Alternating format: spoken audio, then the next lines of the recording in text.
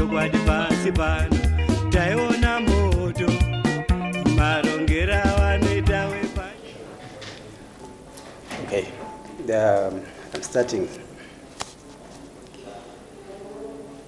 This press statement is addressed to the President, His Excellency President Emmerson Mnangagwa, Deputy Presidents, political party leaders, members of the press, distinguished guests, and all Zimbabwean citizens. After having been incarcerated for 9 months, it is my belief that the nation, our people, the foreign community, and you members of the press here present would want to hear more about my incarceration, how I feel, and perhaps the way forward or what I intend to do now that I'm freed.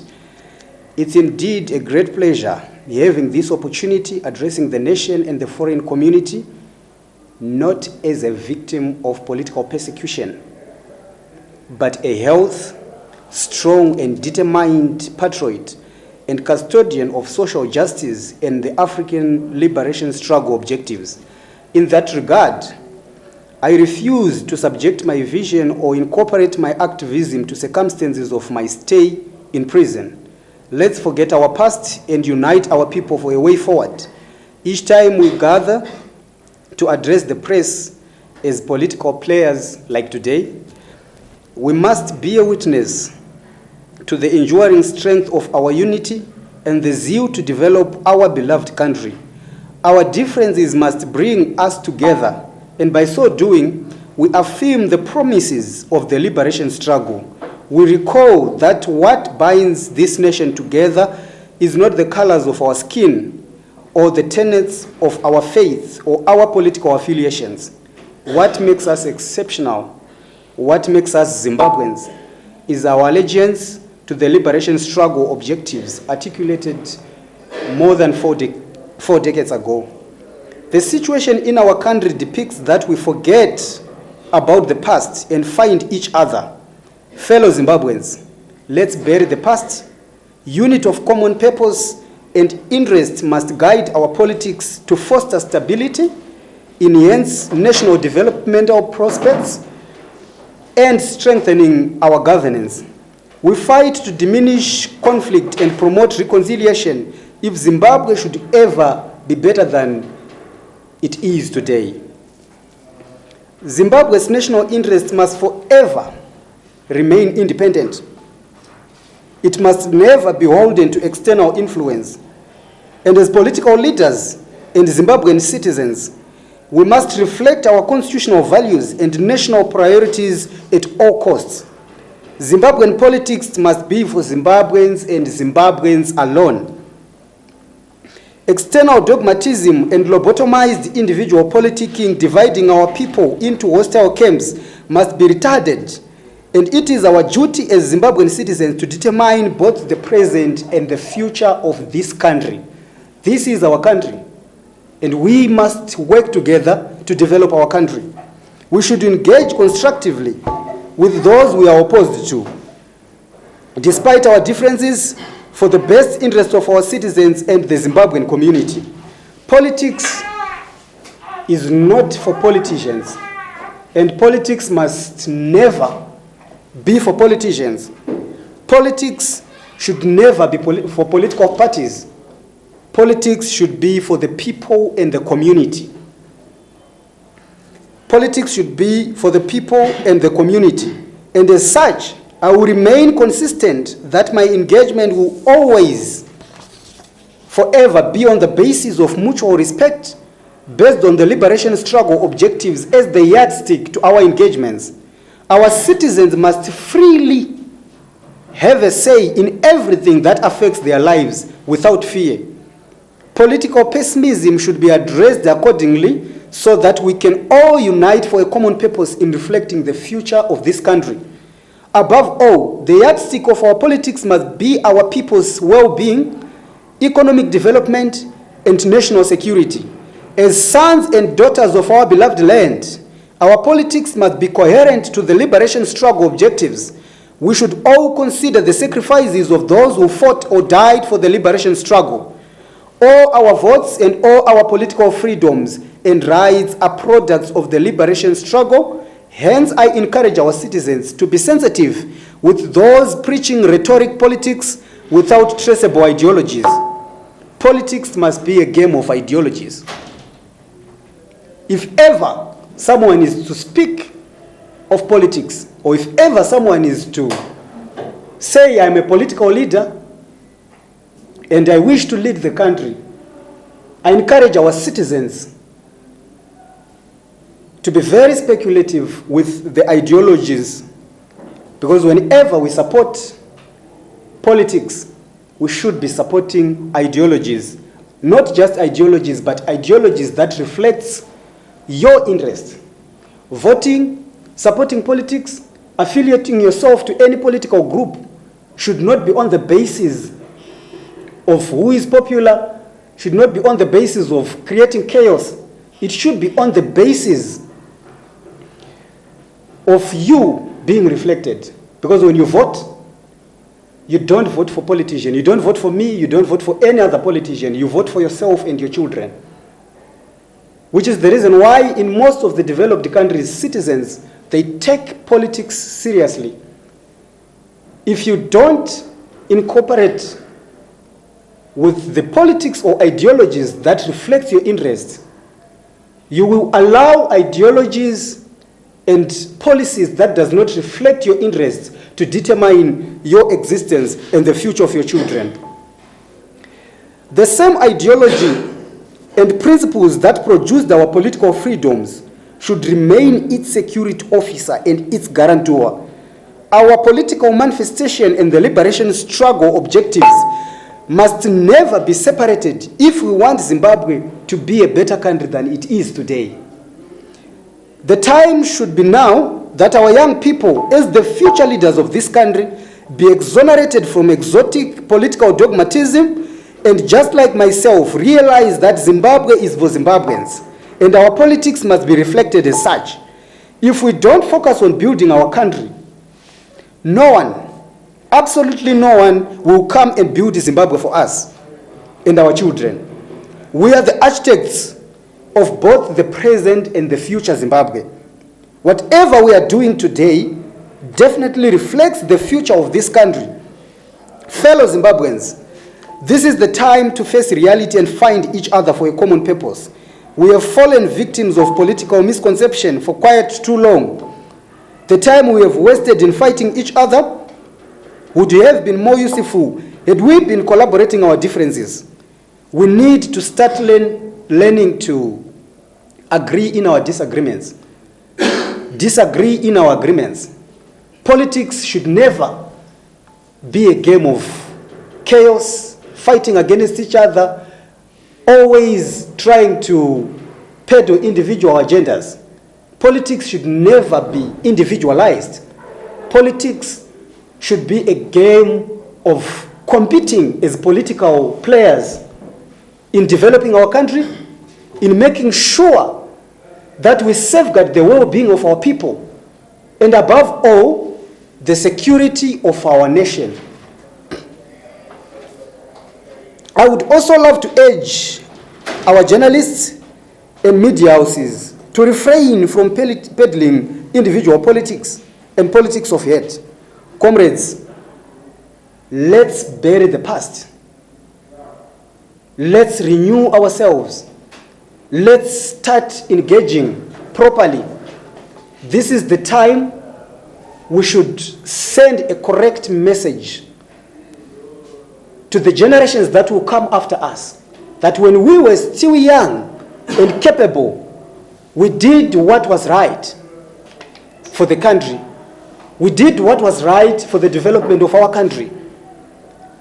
The kind of politics that we are doing today is what reflects the future Zimbabwe. Let's unite our people. Let's be united citizens and build our country. Let's incorporate with the national vision. A national vision should not be regarded as partisan. It does not belong to any individual. It belongs to us as a nation. And a nation is the people. There can never be a government without the people. It's the people who makes the government available. And that government should be supported whenever it's necessary. Those leaders we vote,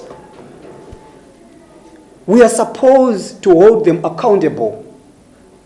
But how do we hold them accountable? If we are always fighting and our minds are always prepared to be fighting against each other based on our political affiliations, this is not the time for that. For the best interest of our country, our people, patriotism, and reconciliation, I'm calling for national unity. I condemn division, and I'm urging our citizens to embody collective action to heal past conflicts and build a harmonious society. Let's start fostering trust in each other, shared values, and respect for differences to lay the foundation for lasting peace and national progress.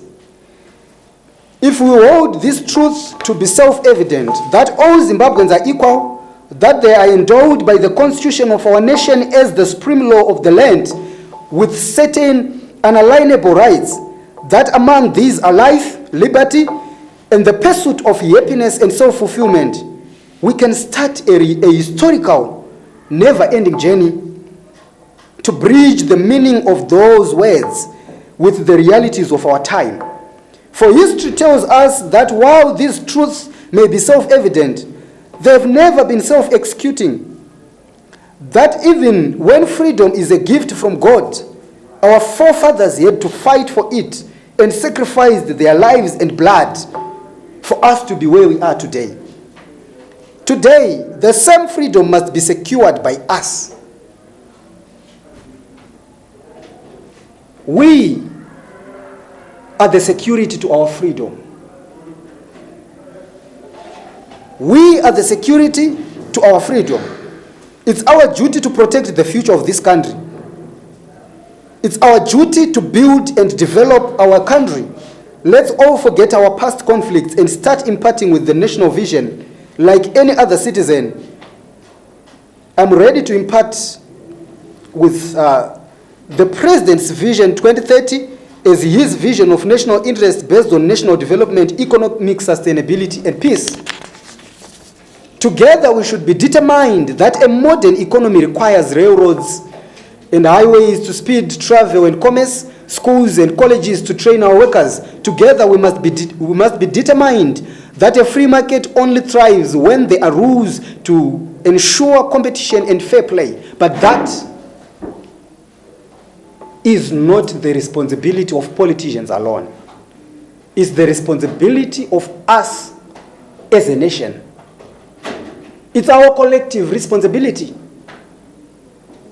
And we must put our differences aside.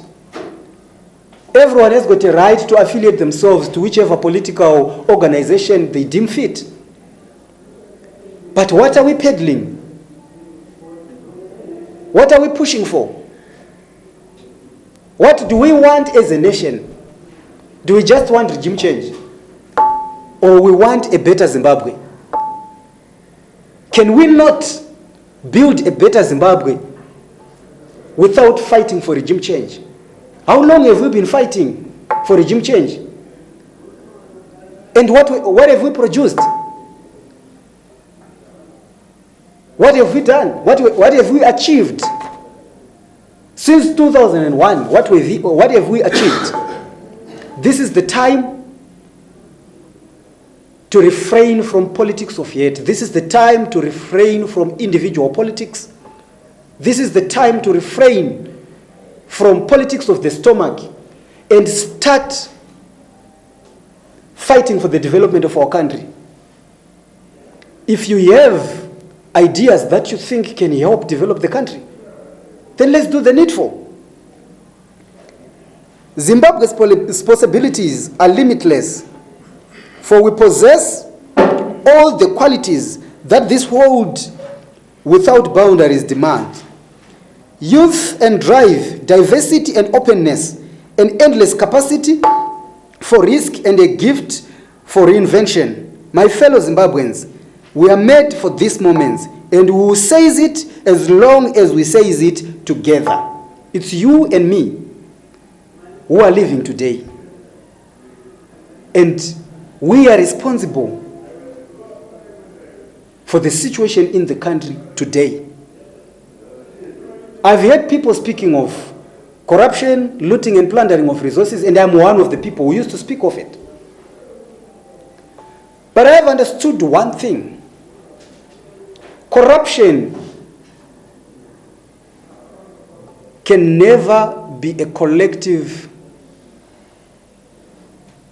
idea.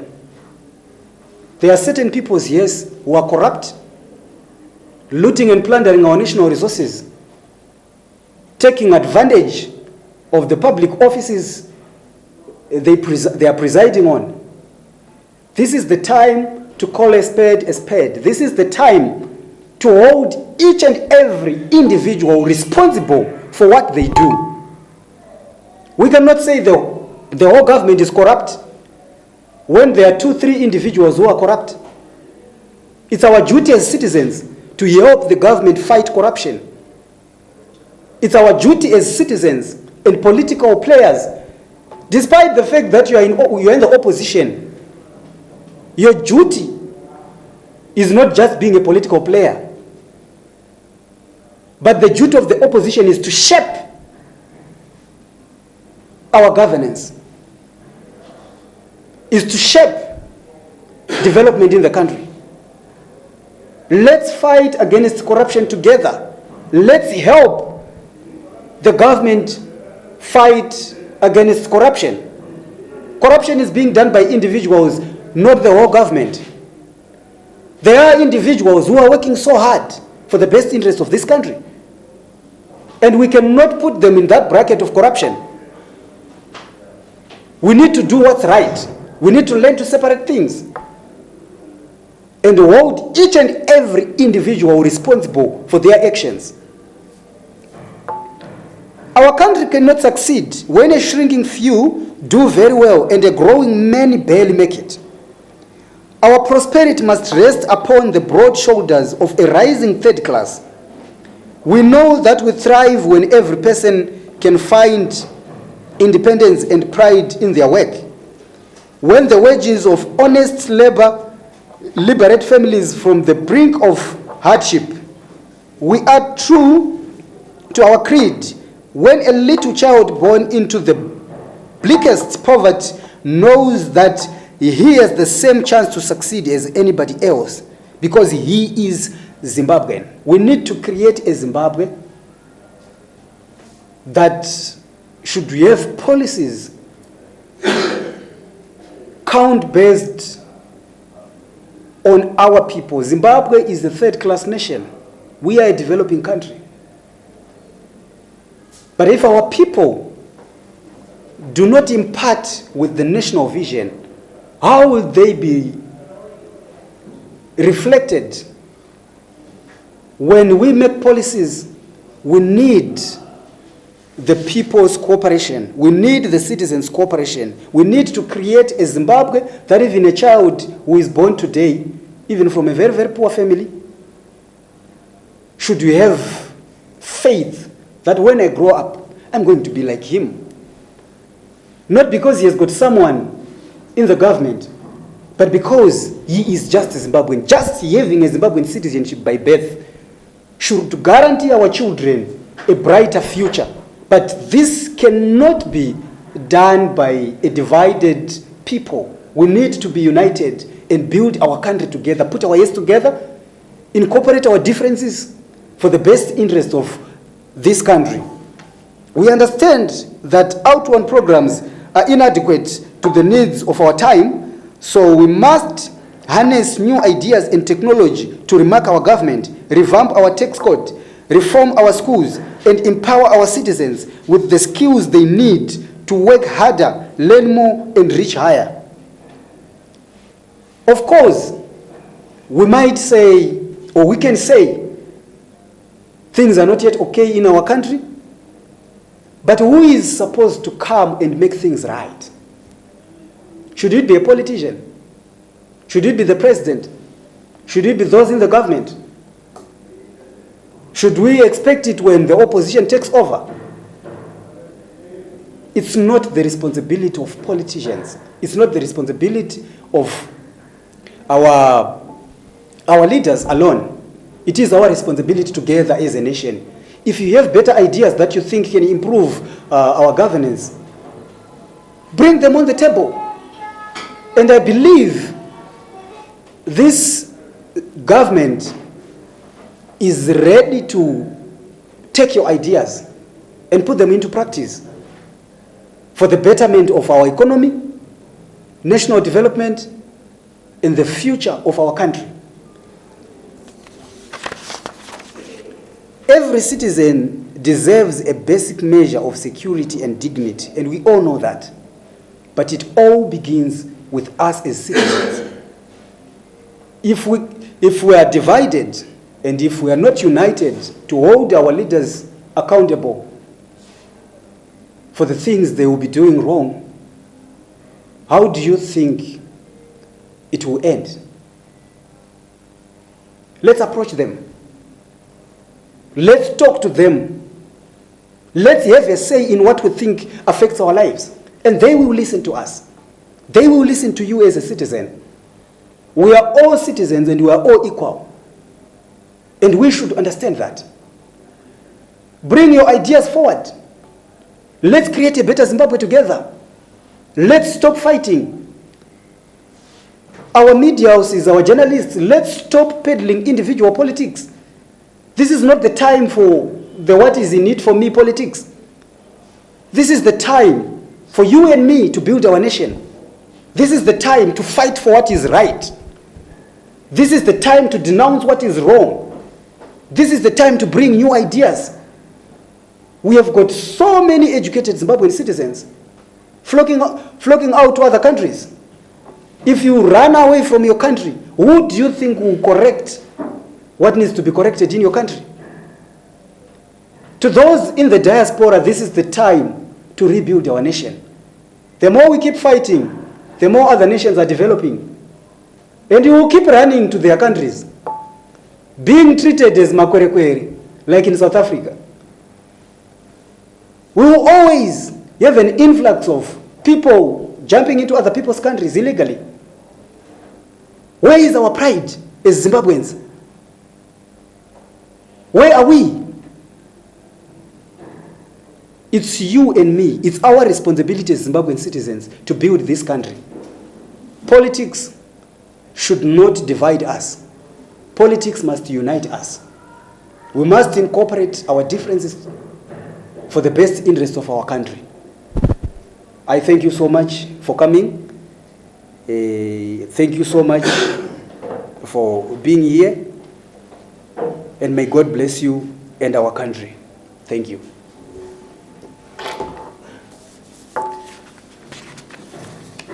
Now it's time for questions. Yes. Good afternoon, Professor Rusere. I was listening to your statement, which sounds very much to be in congruence with the ZANU-PF perhaps agenda or ideology, or I pick that you sound as if you esteem very much their values and ethos. Would there be anything that you disagree as far as the ZANU-PF government is concerned, or you are totally in harmony, or you are totally in agreement with the ZANU-PF rule? So that's my first question. Maybe if you allow me to throw in the second question. You spoke widely or maybe repetitively what you define as individual politics. I don't know how you would define, or what you really like how you define individual politics, and do you see such kind of politics in our Zimbabwean context, or do you have anywhere a point of reference where you are always speaking against individual politics to say, do you have or have that view from the Zimbabwean context? That's okay. On your first question, the idea is not to be in harmony with ZANU-PF as a political party, but the ideology that was rooted from the liberation struggle objectives. And if you can go back to history, you understand that the liberation struggle was not conducted by ZANU-PF alone. It was a coalition of pan-African parties and the local parties. So the ideology was not really constructed by ZANU-PF alone. And that ideology is what I am in harmony with. And for your supplementary question, which you asked, if whether I'm going to be opposed to anything one day or the other, I'm not going to be opposed to ZANU-PF as a party. I've seen people opposing ZANU-PF, talking about ZANU-PF as a collective when they speak of corruption and looting and plundering of our resources. That was not ZANU-PF. Those are individuals, and they should be held accountable as individuals. And to answer your question, I will definitely fight to make sure that the ideology that ZANU-PF possesses will never be taken advantage of by anyone who thinks he is in ZANU-PF. The ideology does not belong to ZANU-PF, it belongs to the nation and the people. Then on the second question, of course, we have suffered from individual politics, where there are certain opposition leaders who believes that without them, nothing can change in Zimbabwe. Zimbabwe will not be changed by politicians or individual politicians. Zimbabwe will be changed by Zimbabweans as a collective. And to clarify a little bit, individual politics is when someone will say, I want to lead the nation, and he doesn't even have a constitution. How will you govern a country without a constitution? If you don't have a constitution of your own organization as a political party, how will you be a custodian of the national constitution? It shows that their political ideology is based on individuality. It has nothing to do with the collective efforts of the people. So yes, there is individual politicking in Zimbabwe. And our people should be very sensitive with such political ideologies, because they will not get this nation to anywhere. I have also been a part of the people who thought it was the right way. But now I'm grown up. It's not the time to preach anyone's name. It's the time to preach the Zimbabwean flag.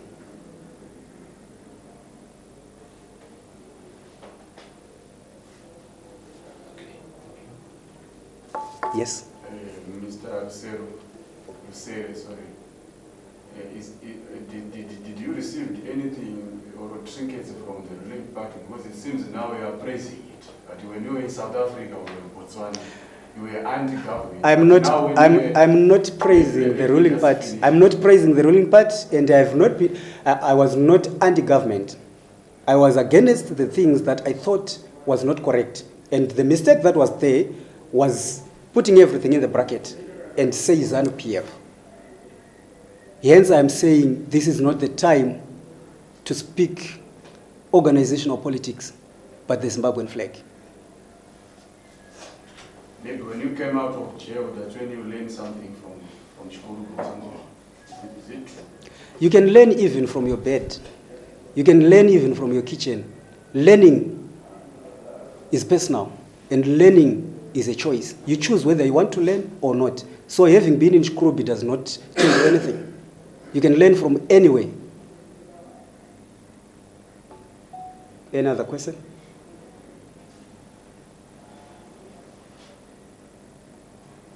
If there are no more questions. Maybe lastly, okay. What's your comment on the 2030 things? Since you say there are people who are good in government. I did not say there are people who are good in government. I said the government is doing better than we ever witnessed. And in as much as the Vision 2030 is concerned, it's not an individual thing. It doesn't have anything to do with a certain political party or any individual or any presidential candidate. It has everything to do with Zimbabwe as a nation. We have witnessed some developments. Unfortunately, I've been out of the country for more than 8 years. But when I came back, things are different. We now have interchanges. There is a lot of development happening, and we should applaud that. Politics should not be a game of always criticizing even that which is right. We need to learn to applaud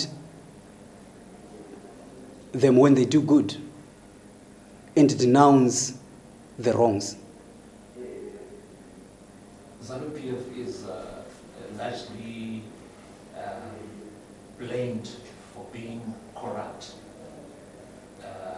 What would you say? Because in your statement, you partially mentioned... ZANU-PF is not corrupt, but there are individuals who are abusing the ZANU-PF affiliation to execute corruption for the benefit of their stomachs and their own families. And would you say these individuals are like, how would you describe the dent that these individuals are causing, perhaps to the organization and to the fortunes of the country?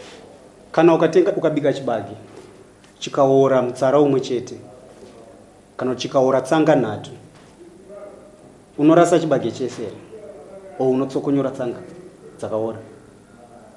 This is how it is. It's not ZANU-PF that is corrupt. There are individuals who are corrupt using the ZANU-PF affiliation as a scapegoat. And that must stop. We don't want corruption in our country. As long as we have such kind of people, the country will go nowhere.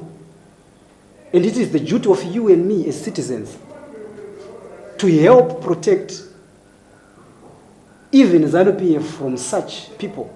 Do you think that these people are known or they are unknown? The ones that are corrupt in ZANU-PF? Do you know one? No, I'm asking you whether you think these people are known or they are unknown. Because you say there are individuals in ZANU-PF who are corrupt. Are they known or they are unknown? If they've been known, they would have faced the wrath of the law.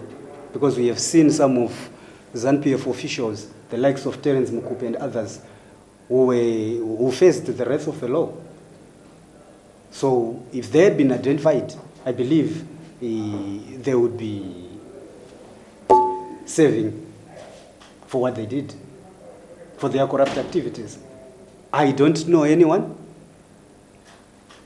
But in your opinion, would you think the war against corruption will be won if we know for sure that there are some correct practices that are taking place? Okay. But we don't know the people. Do you think we ever win this kind of... Then that proves beyond reasonable doubt that even in the opposition, we don't have competent opposition leaders. Because they are supposed to find out on behalf of the people where corruption is, who is doing corruption. Then everything should be on the table. And it is the duty also of the media to investigate such corrupt activities and put it on the table for everyone to know. Then once they are known, they will take responsibility of their corrupt activities.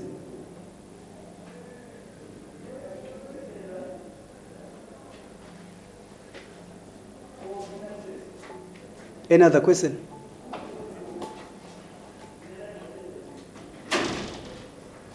If there are no other questions, I think this is the end. Thank you so much for coming. But a little message that I would want to send to the people of Zimbabwe is that if you see someone doing corruption, please feel free to come forward. To me, let's not speculate things. You feel that there is corruption happening there, go and dig in and bring accurate information. Or if you think you need help, I am there to help. We don't want corruption in Zimbabwe. This country is for every Zimbabwean. And in as much as we want even a child who is born today to have faith in his future, then we should work together and fight against corruption. Corruption cannot be fought by Zach alone. Corruption needs you and me. It needs us. Whether you're a politician, you are an opposition leader, you are a citizen, whoever you are, your contribution is of paramount importance so that we can build our country, we can move forward as a nation. Thank you.